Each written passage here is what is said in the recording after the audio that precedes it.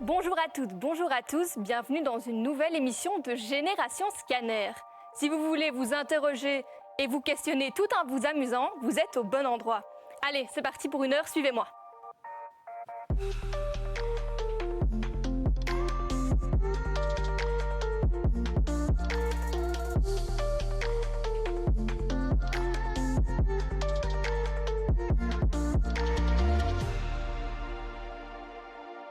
Alors j'espère que tout le monde est bien installé parce que comme je l'ai dit, on est parti pour près d'une heure ensemble. Alors comme vous pouvez peut-être le voir, moi je ne suis pas toute seule sur ce plateau. Il y a une équipe de choc qui m'accompagne et c'est une équipe 100% féminine aujourd'hui.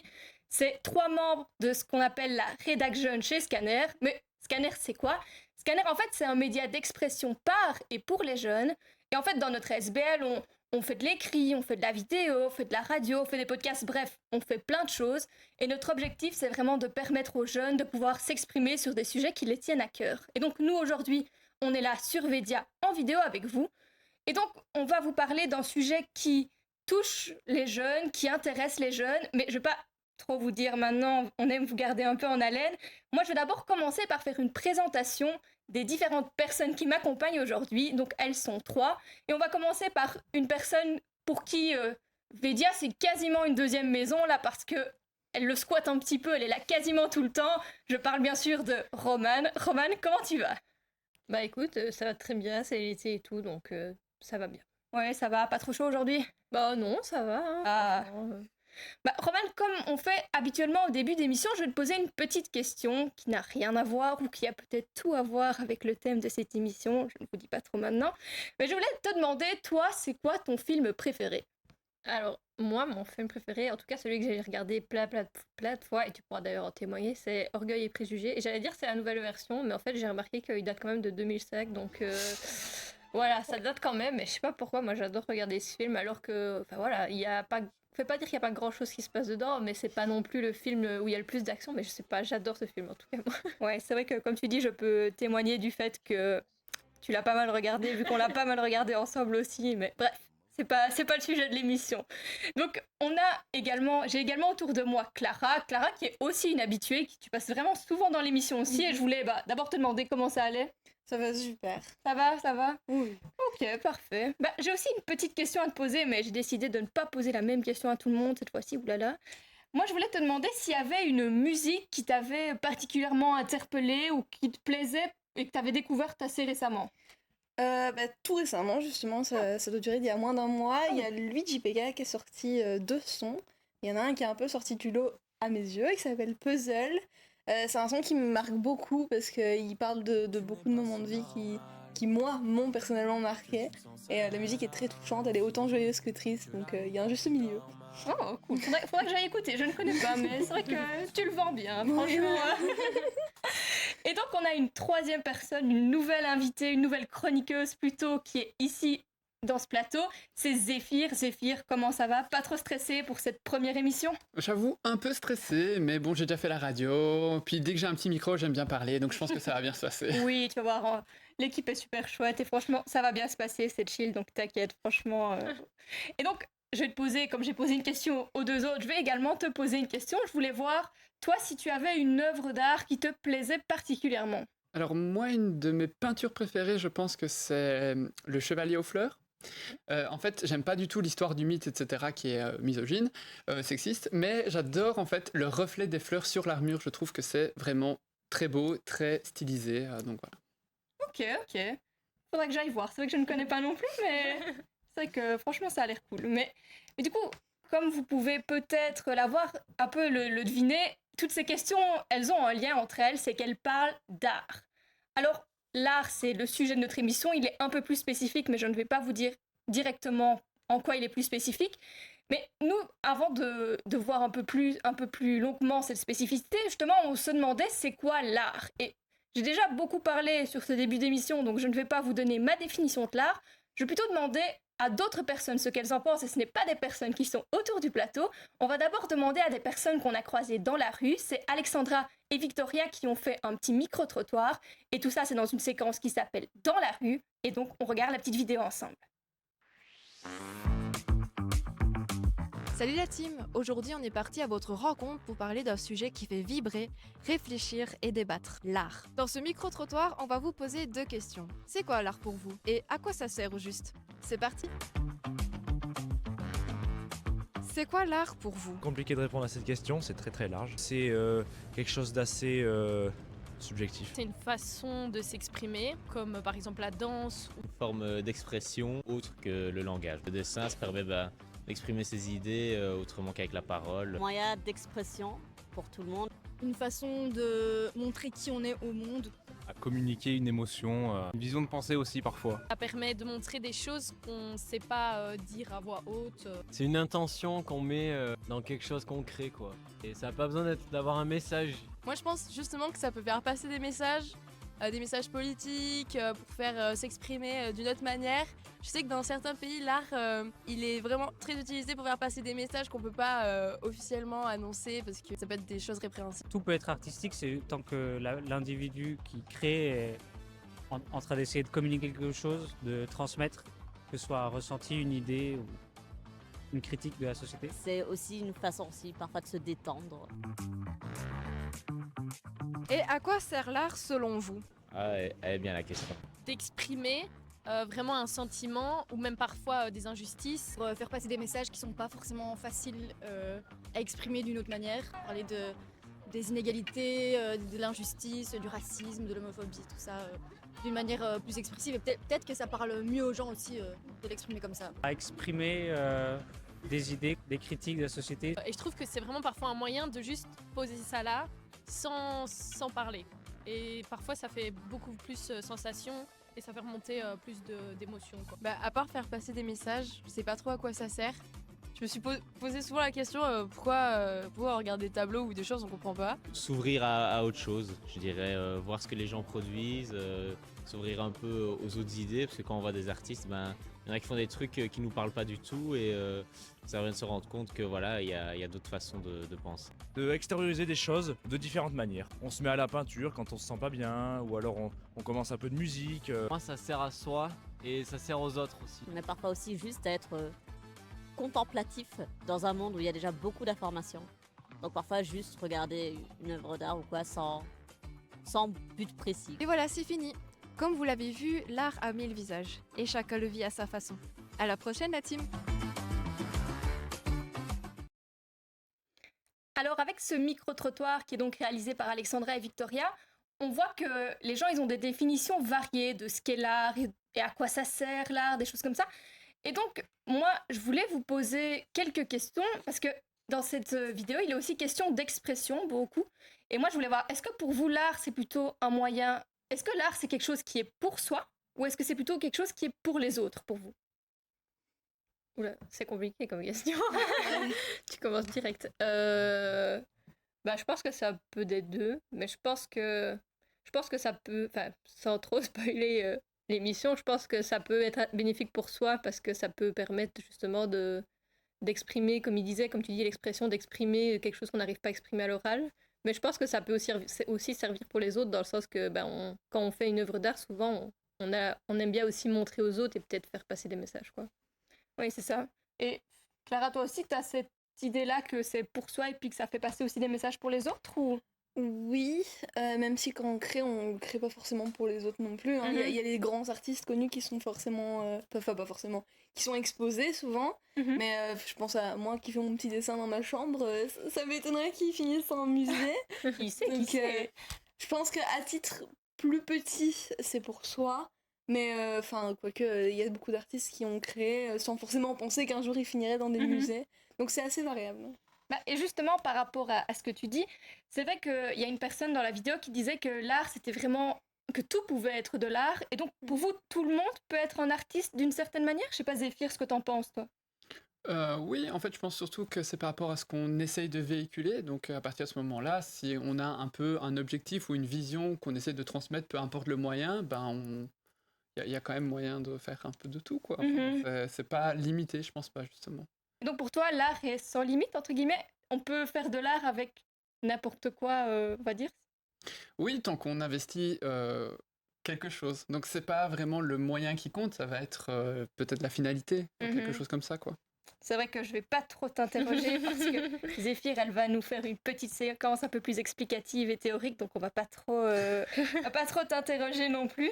Mais je me demandais, on parle dans la vidéo également du fait que l'art, ça sert à plein de choses. Vous, si vous deviez dire directement l'art, une chose, ça sert à quoi, principalement?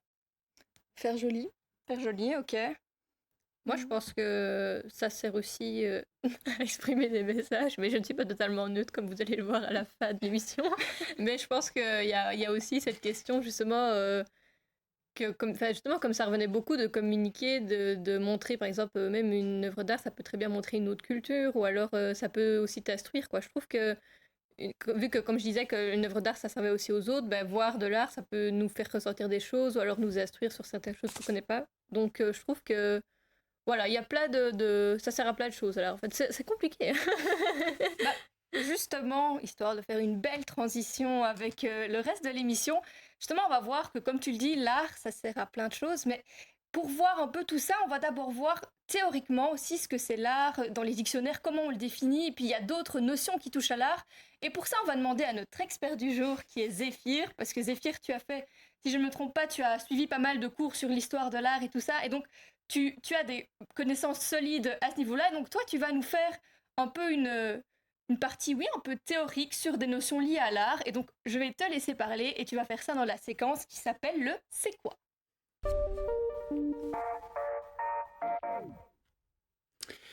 Alors, c'est quoi l'art? Alors évidemment, c'est une question qui est vraiment pas évidente et qui ne possède pas une seule réponse.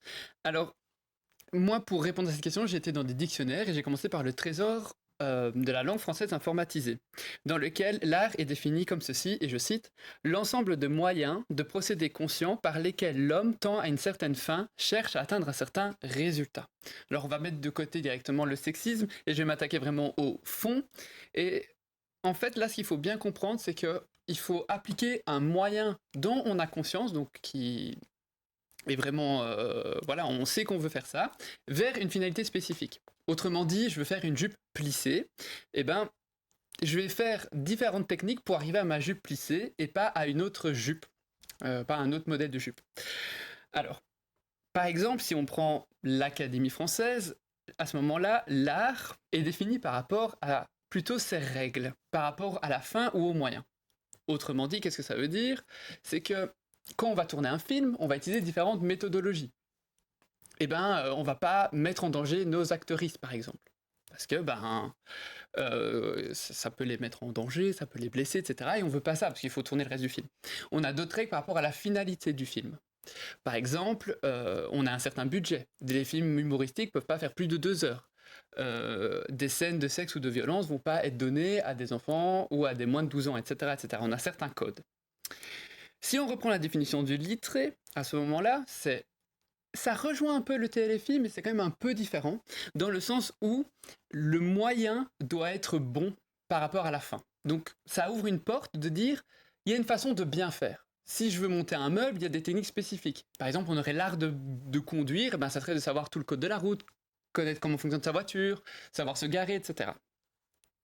Et pour finir, je prends le dernier petit dictionnaire qui est le Petit Robert, qui ouvre la boîte de Pandore parce qu'il propose plein de définitions différentes, dont l'art comme connaissance et de règles d'action. Donc ça voudrait dire par exemple que pour bien connaître un sujet, donc on aura un art de tout, ça serait juste de connaître. Donc l'art de maçonner, ce serait de savoir comment on fait du béton, comment on met les briques, comment on fait, etc., etc. On aurait l'art comme l'ensemble des œuvres, donc toutes les œuvres de l'art antique, de la Grèce antique, ça serait l'art grec. Et pour finir, la définition la plus difficile, ça serait l'art comme expression d'un idéal esthétique. Et justement, tu nous dis que l'art, ça peut avoir plusieurs moyens, plusieurs finalités. Et tu nous parles dans cette dernière définition du Petit Robert, si je ne me trompe pas, tu nous parles justement d'esthétisme. Mais est-ce que ça voudrait dire que l'art doit d'office être quelque chose d'esthétique? Alors, j'ai envie de dire oui et non. En fait, ce lien à la base, il est vraiment pas évident. Par contre, si on retourne à la Grèce antique, en fait, on a le mythe d'Apollon. Et Apollon, c'est la représentation à la fois du beau masculin, mais c'est aussi la représentation de l'art. Et donc, il y a un lien implicite, peut-être à notre époque, qu'il est beaucoup moins à la leur, que le beau et l'art sont liés. Mais il faut comprendre que on a créé en fait des caractéristiques pour définir le beau en fait.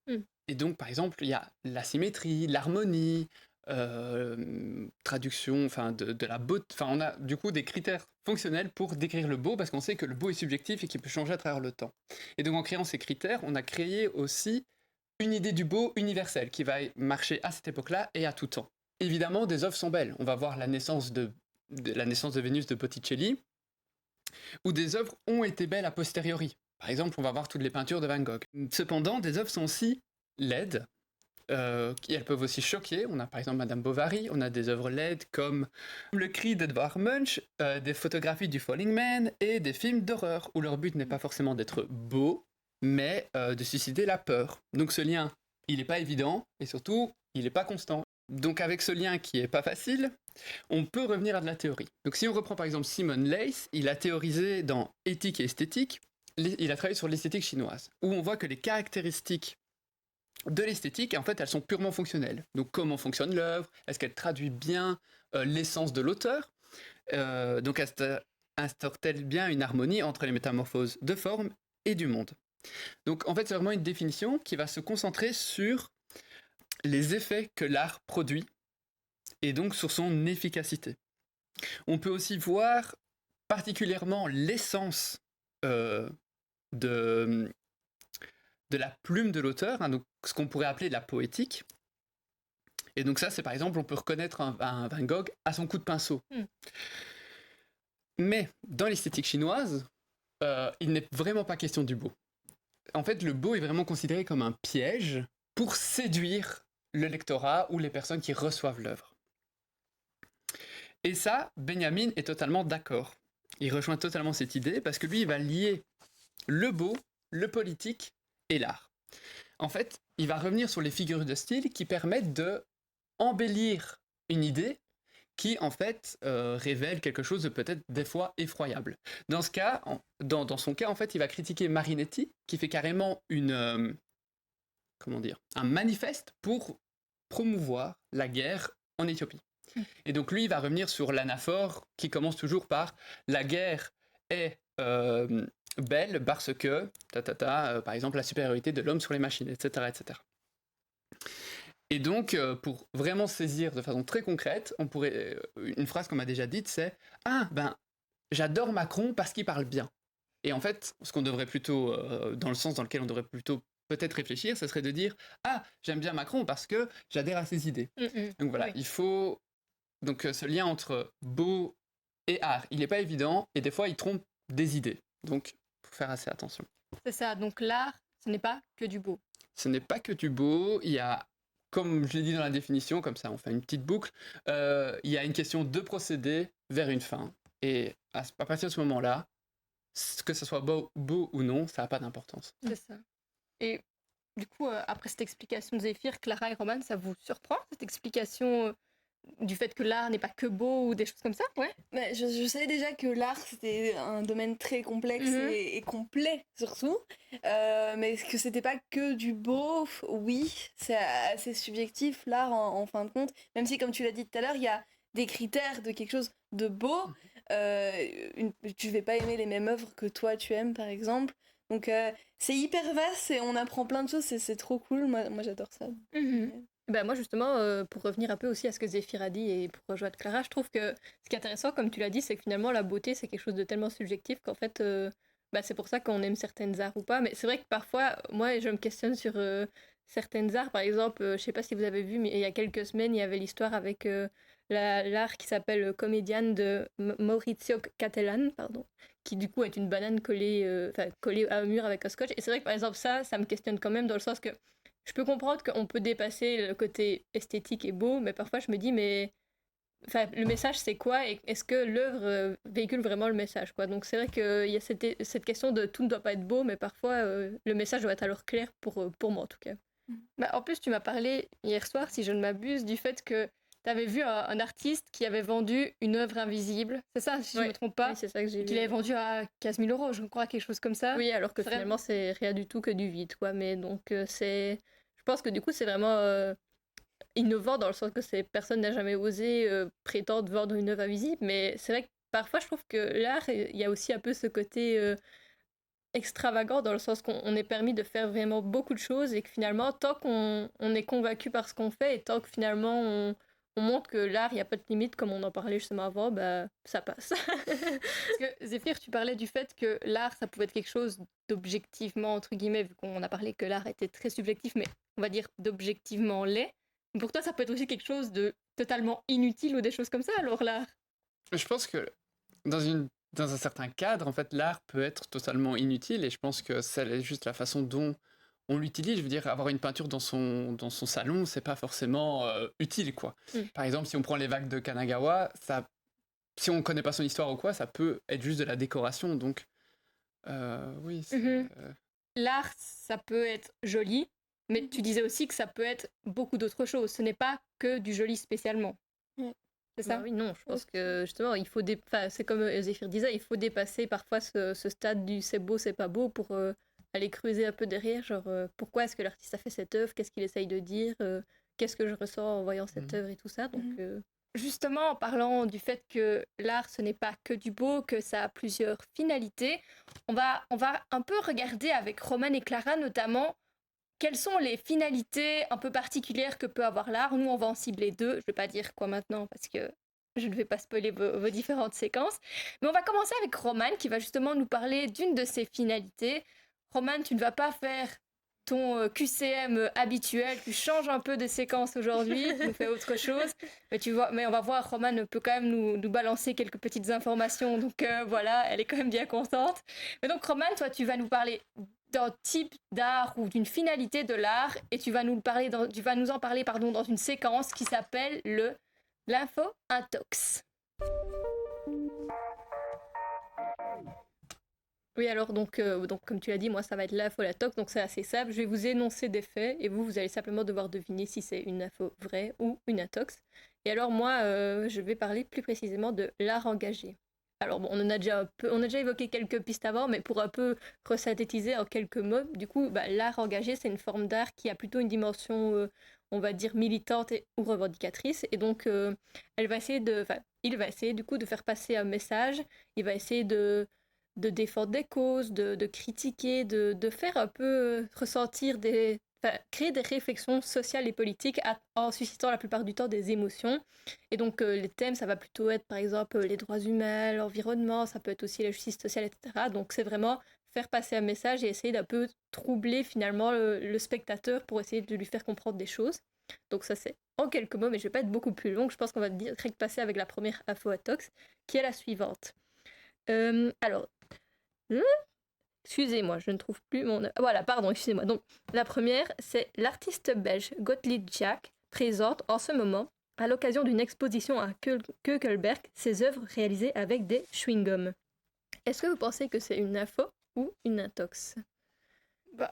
Moi, franchement, ça m'étonnerait pas. Je me dis, il y a tellement de chewing-gums en rue, sous les bancs et tout ça, que s'il s'est amusé à les récolter et à les mettre sur une toile ou quoi, pourquoi pas? Moi, je vois pas pourquoi ça n'existerait pas, en tout cas. Ok, vous êtes d'accord, Claire Zéphyr? Moi, je pense que c'est probable aussi parce que, justement, il y a plein de significations avec le chewing-gum. Déjà, utilisé ou pas, le fait que ça soit éphémère, quand on l'a, avec le goût, etc., mais pas quand on le déjette, en fait, une fois qu'il est mâché.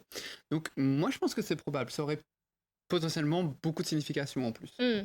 Tu es d'accord, toi, Clara? Moi, je connaissais déjà une œuvre collective avec tout un tas de chewing-gum dans d'autres pays, mais en Belgique, ça me dit rien, donc je parlerai plus d'intox. Tu parlerais intox. Eh ben écoute, tu as raison, c'était une intox, malheureusement, les autres sur le plateau au fond, pardon. Mais par contre, c'est quand même, j'ai pas choisi les chewing-gums pour rien, parce que ça a quand même un lien. Alors, pour vous expliquer un peu la petite histoire, donc cet artiste, de son vrai nom, s'appelle Alexandre Hannes, et lui, en fait, il a fait une exposition qui s'appelle Nocif Art. Lui, il va essayer dans son exposition donc de lier l'art et la nocivité. Et donc, si jamais vous voulez le voir, d'ailleurs, petite pub au passage, vous pouvez le retrouver au Belgian Chocolate Village jusqu'au 24 août, petite pub en passant. Et donc, lui, il va faire un concept assez innovant, vu qu'il va récupérer des substances nocives et essayer de les détourner pour faire des œuvres d'art. Et vous pouvez d'ailleurs voir apparaître sur votre écran une de ses œuvres, qui est d'ailleurs une œuvre qu'il a... En tout cas, qui est assez connue et reconnue dans son exposition, puisqu'il va utiliser des dizaines de milliers de mégots de cigarettes pour finalement créer des portraits, et des portraits souvent connus, donc des célébrités. Et en fait, il va choisir, ce qui est assez intéressant, ces célébrités, parce qu'il va dire que celles-ci ont une hygiène de vie catastrophique. Et c'est pour ça qu'il va les choisir, parce qu'en fait, finalement, le but de ces tableaux, parce qu'il va utiliser donc d'autres matériaux aussi, comme la drogue, etc., pour des résidus de drogue, etc. Mais donc, ce qu'il veut vraiment faire passer, finalement, c'est que il veut montrer qu'on est une société on est une société malade de ses idées, de ses produits et de son effroyable surconsommation de masse. Et il veut montrer que finalement, ces œuvres, elles sont un peu le reflet des vices de la société. Alors déjà, en vous expliquant un peu de quoi il s'agit et en pouvant voir l'image qui est apparue sur votre télé, est-ce que vous avez compris, vous trouvez que le message il passe bien via cette œuvre-là? Oui, ça rend concret en fait le message. Tu disais, oui, il choisit des célébrités qui ont quelque chose de négatif dans leurs habitudes de vie. Là, tu as choisi les mégots de cigarettes. Donc, je connais pas la célébrité qui a été affichée, mais ça montre avec les drogues, etc., à quel point ça peut détruire. Et le message reste assez clair, tandis que dans certaines œuvres où le message il est pas spécialement clair, faut vraiment creuser pour le trouver, limite dans l'histoire de l'artiste ou quoi. Là, c'est en face de nous. Oui. C'est un mégot de cigarette. On voit que ça a détruit sa vie, en tout cas à l'artiste là, mais ça détruit des vies en général. Donc c'est concret et palpable. Vous aussi, vous trouvez, par exemple, Zéphyr, toi aussi, tu trouves que c'est assez parlant et que ça explicite bien finalement un problème sociétal?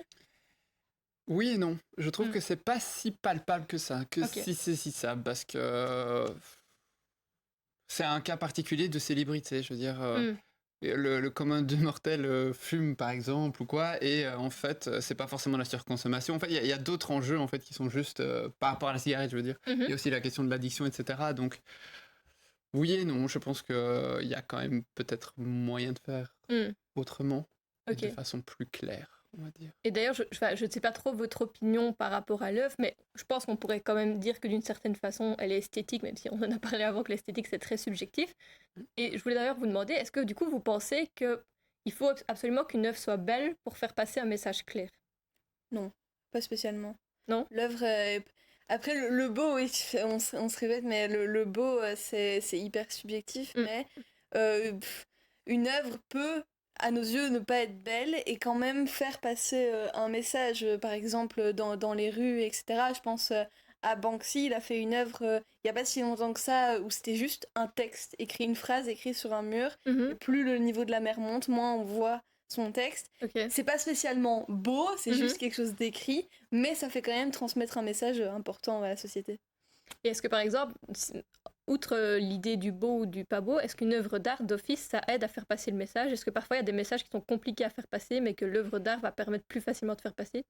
Bah oui, je pense que l'art ça permet de ne pas devoir mettre des mots sur certaines choses compliquées mais de les exprimer d'une autre manière. Donc pour moi oui, l'art ça peut servir ça peut compenser le fait que c'est compliqué d'en parler verbalement ou par écrit. Donc oui, pour moi, l'art, ça peut servir à dire des messages compliqués. Et parfois, c'est peut-être plus... J'ai l'impression que parfois, on écoute quelque chose, ça passe d'une oreille et ça sort de l'autre.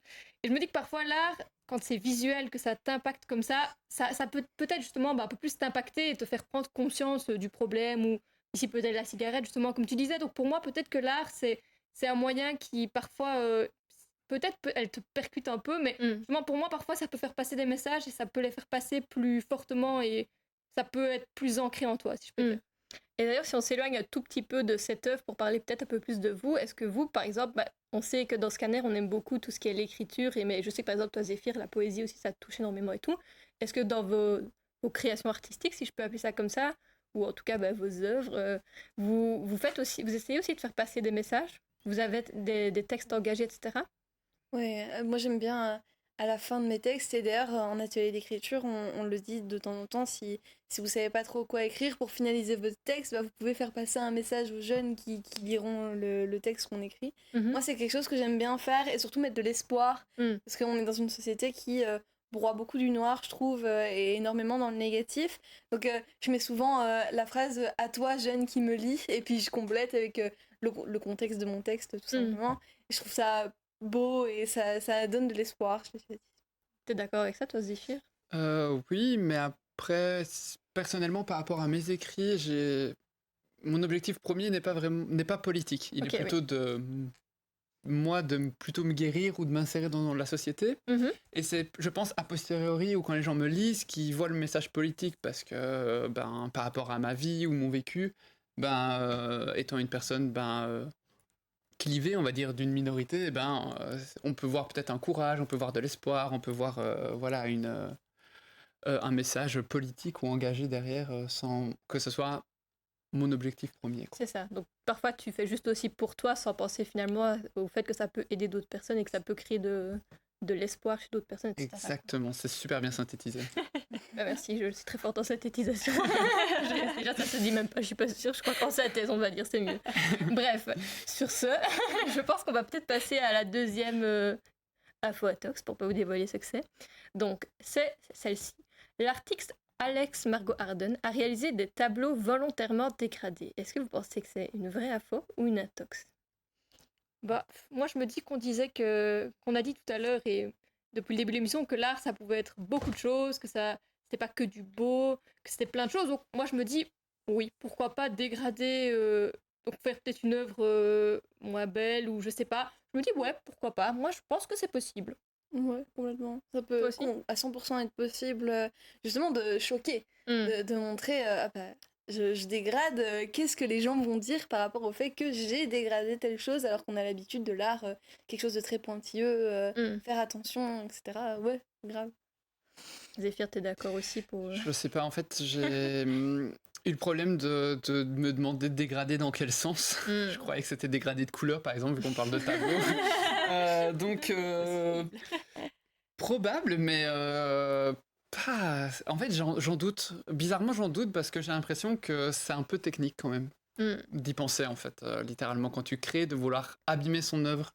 Donc voilà. Donc toi t'es plutôt Atox. Je dirais peut-être un tox. Malheureusement c'était pas ta soirée avec nous parce qu'effectivement c'était une info. Donc pour vous expliquer un peu plus spécifiquement de quoi il s'agit, donc c'est un artiste qui va exposer à une exposition qui s'appelle Safety Curtain, qui est donc une exposition qui a aussi bien de la peinture que de la sculpture, de la photographie, donc plein de formes d'art différents.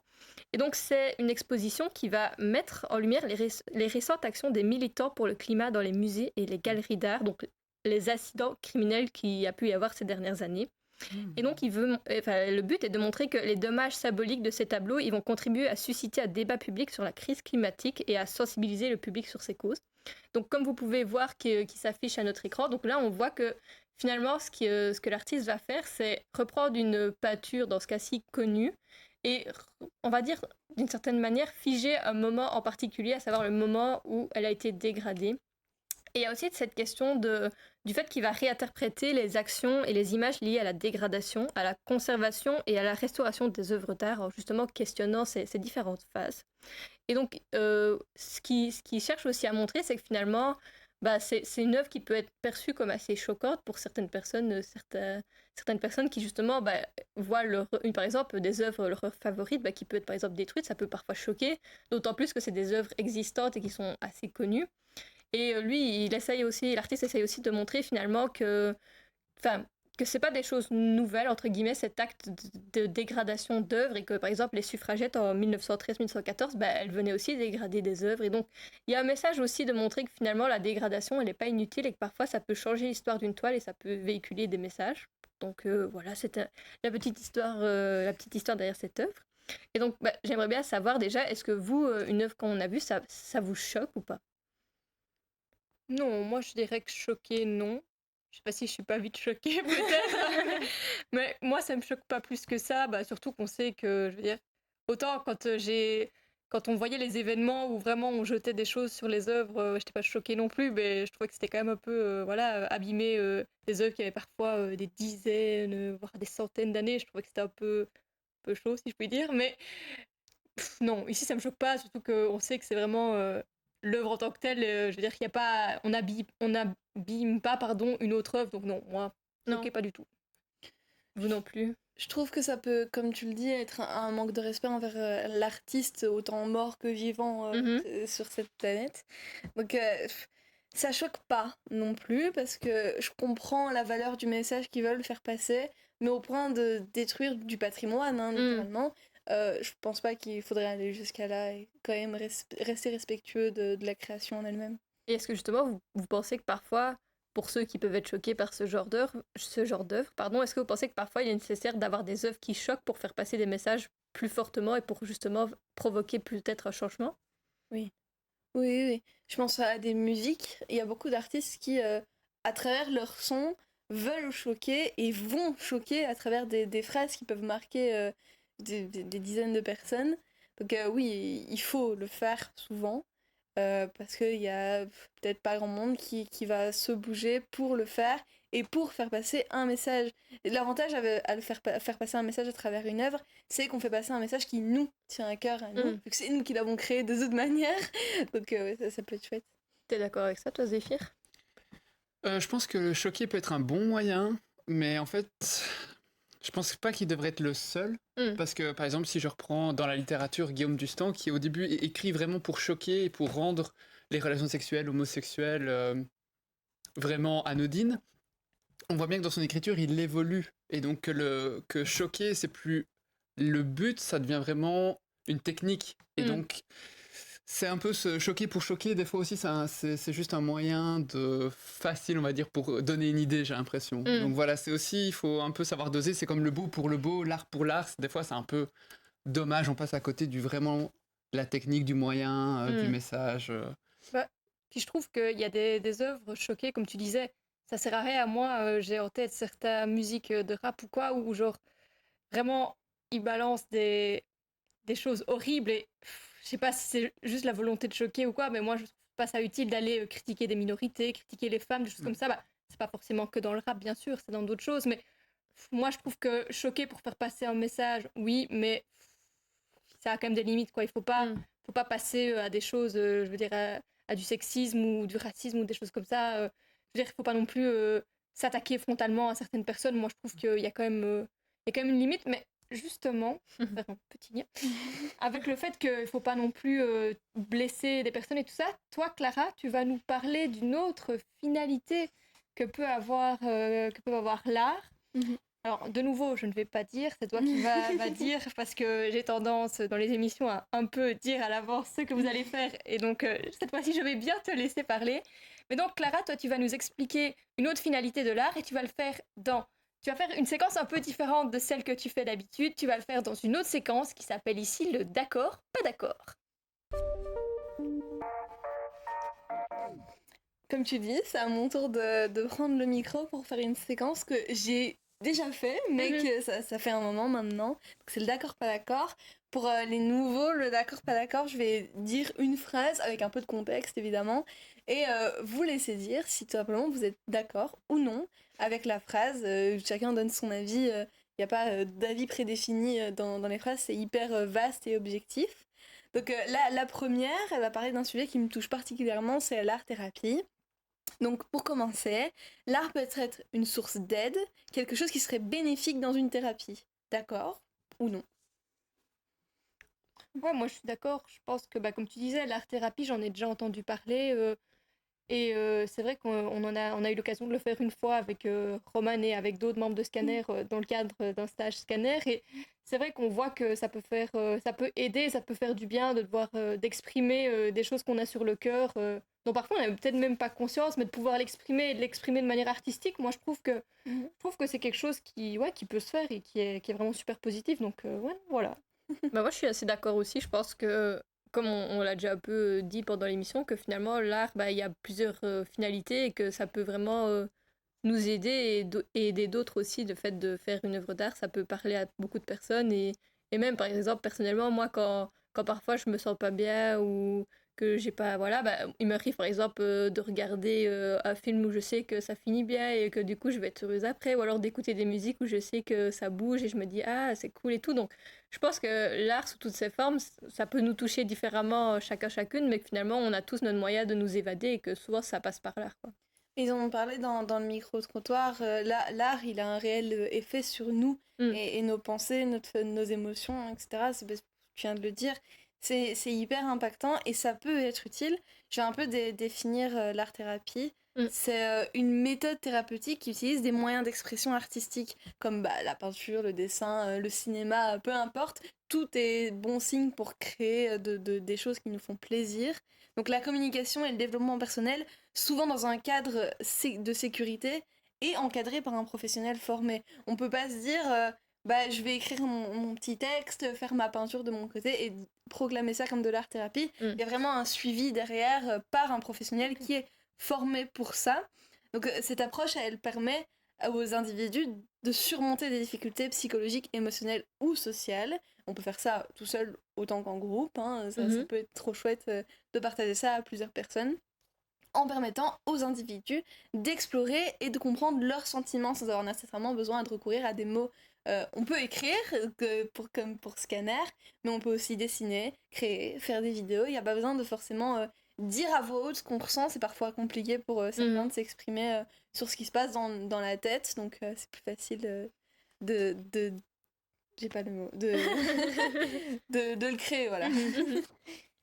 Alors, j'ai une deuxième petite question pour vous. C'est un sujet un peu qui tout double, qui n'a rien à voir avec le premier. On en a pas parlé de l'émission, c'est l'IA à travers l'art. Ça fait un gros boom en ce moment sur les réseaux sociaux. Ma question, c'est, après ce sujet, qui peut paraître un peu lourd, voici une dernière question avec un sujet qui fait bouillir les réseaux sociaux, l'IA, une nouvelle forme d'art. D'accord ou pas d'accord? Zéphyr, je te laisse répondre. Moi, je dirais pas d'accord parce que c'est plutôt de l'exploitation d'informations ou de techniques d'autres artistes pour pouvoir en créer un autre. Donc, c'est juste reprendre la technique et la connaissance et de rien faire au final et de permettre à un ordinateur de créer. Donc voilà, je pense que c'est aussi un peu dommage. Ça pourrait être un outil qui peut nous servir pour tellement d'autres choses qui nous embêtent au quotidien, genre je sais pas, les tâches ménagères. Mais non, il faut qu'on l'utilise pour l'art. C'est ça que je trouve un peu... Moi, je suis pas sûre d'être d'accord. Je pense que ça dépend. Je pense que de demander à ChatGPT, pour ne pas le citer, fais-moi un morceau de musique qui a telle ou telle parole, pour moi, c'est pas forcément de l'art. Mais je pense que tu parlais de technique. Et moi, je pense que si c'est utilisé en complément par un artiste pour apporter certaines choses, pour moi, ça peut toujours être de l'art. Mais il faut que ce soit limité. Pour moi, si on demande à l'IA de nous faire toute l'œuvre artistique, pour moi ça va plus, mais pour moi ça peut servir en complément. Ouais, pour moi je pense que ça pourrait, ça dépend aussi de quoi se nourrit l'IA, bien sûr. Si elle se nourrit d'œuvres d'art d'autres artistes sans respecter les droits d'auteur, tout ça c'est clairement limite. Mais pour moi, si c'est bien utilisé et qu'il y a toujours une partie artistique créée par l'auteur, pour moi ça pourrait être de l'art d'une certaine manière, ouais. Moi, je me permets d'ailleurs de rebondir parce que, vu que vous savez que j'aime bien balancer des petites infos pendant l'émission, j'avais justement vu une information qui m'avait un peu interpellée, on va dire ça comme ça. C'est en fait, il y a plus de 1000 artistes qui ont fait un disque finalement qui était 100% muet. C'est-à-dire que en fait, c'était des musiques, il y en avait 12 au total, qui finalement c'était juste des bruits blancs ou alors... quand ils étaient dans le studio vide, ce que ça représentait comme bruit. Et je trouve qu'en fait, finalement, le but, c'était donc pour protester contre un projet de loi en Grande-Bretagne qui visait à donner aux entreprises d'IA l'accès à la musique protégée par le droit d'auteur. Donc c'était... Bon, on repart dans l'art engagé, excusez-moi, c'est un peu sur ça que je me suis intéressée. Mais du coup, je trouve que, comme tu dis, Emma, il peut y avoir un côté positif parce que ça peut aider certains chanteurs notamment, mais aussi d'autres artistes à un peu peut-être avoir un truc différent ou quelque chose comme ça.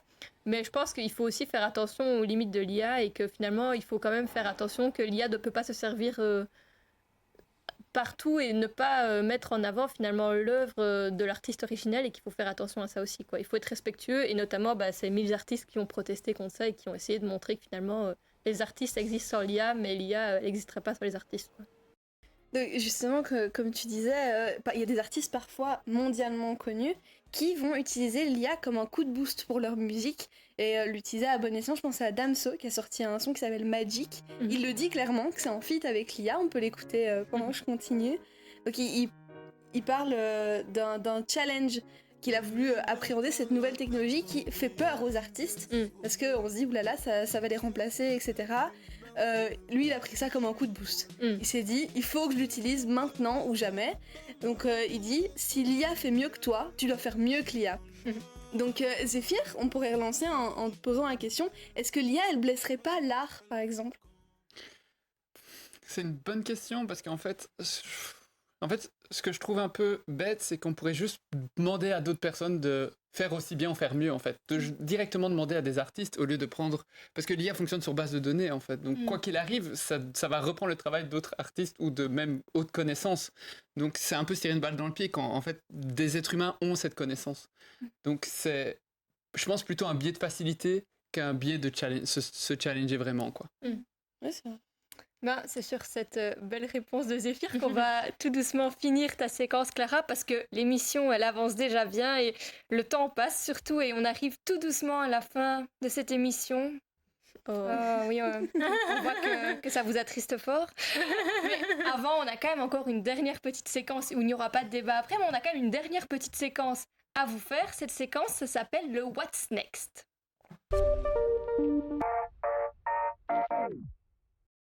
Alors, le What's Next, pour vous expliquer en 2 mots, en gros, c'est de permettre, on va permettre à chacune de nos chroniqueuses ici de partager une chose qu'elle a envie de dire. Et donc ici, en l'occurrence, on leur a demandé de nous partager une expression qui contient le mot art et qu'elles apprécient particulièrement et de nous dire ce que ça veut dire, cette expression, ou pourquoi ça leur plaît. Donc voilà.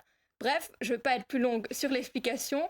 Je vais directement demander à Zéphyr si tu peux nous partager ta petite expression. Alors, moi j'ai choisi les arts libéraux. Non seulement parce que je suis un peu l'experte du plateau et donc ça rappelle ma formation, mais surtout que j'adore l'idée de pouvoir lier l'art et la liberté.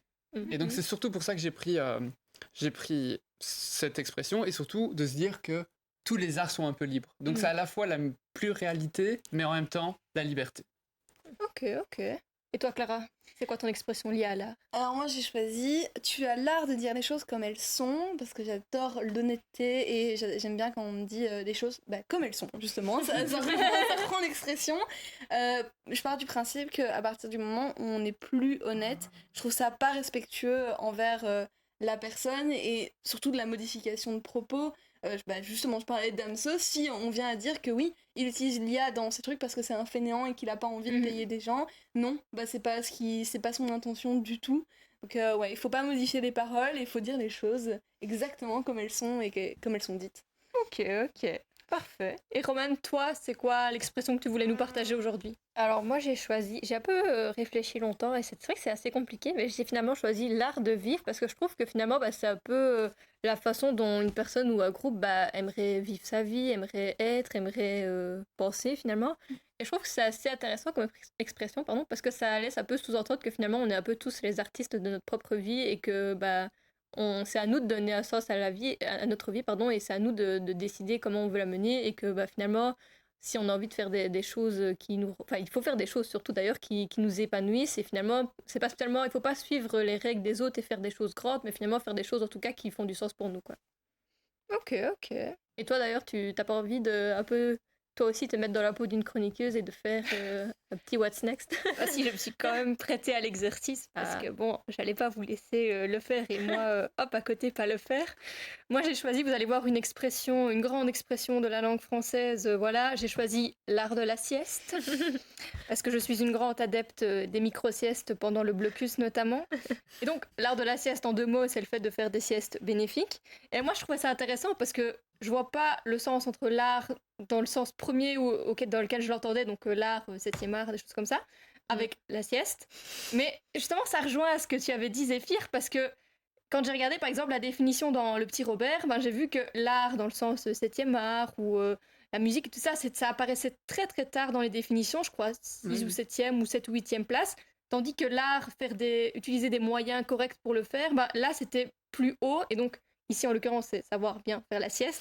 Et donc voilà, je trouvais que c'était intéressant, cette expression. Et c'est d'ailleurs sur ces belles paroles qu'on va clôturer cette émission. Donc j'espère qu'elle vous a plu. Je pense que je peux dire au nom de toutes que nous, en tout cas, ça a été un plaisir de la faire. On va quand même demander à Zéphyr, parce que comme c'était sa première fois, je vais pas parler en son nom, je vais demander comment ça a été. Franchement, c'était très très chouette. Un peu de stress, donc c'est tant que Mais je pense que pour la prochaine émission, ça sera parfait, je serai rodé comme ça. T'inquiète, c'était déjà franchement super ce que t'as fait, franchement, et ce que vous avez toutes fait d'ailleurs. Mais comme je disais, donc si cette émission elle vous a plu, sachez que vous pouvez la voir également en différé, soit sur YouTube, sur Vedia ou encore sur Ovio. Et si le thème de l'art vous plaît, sachez qu'il est aussi décliné en radio et à l'écrit. Et puis, Dans tous les cas, vous pouvez nous retrouver sur nos réseaux sociaux. Donc nous, on est à peu près sur tous les réseaux sociaux, donc Facebook, Instagram, LinkedIn, je crois. Bref, sur plein de réseaux sociaux. Et on a également un site internet, c'est www.scan-r.be. Et nous, on vous dit à bientôt pour une nouvelle émission de Génération Scanner qui arrive à la rentrée. Et d'ici là, salut tout le monde!